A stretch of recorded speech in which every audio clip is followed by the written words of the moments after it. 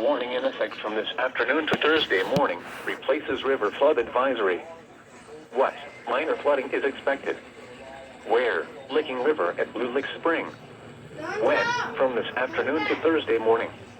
Impacts: at 25 feet, cropland flooding begins.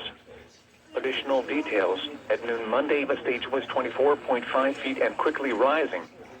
The river is expected to rise to minor flood stage. Flood stage is 25 feet. Flood history: no available flood history. http://www.weather.gov/safety/flood.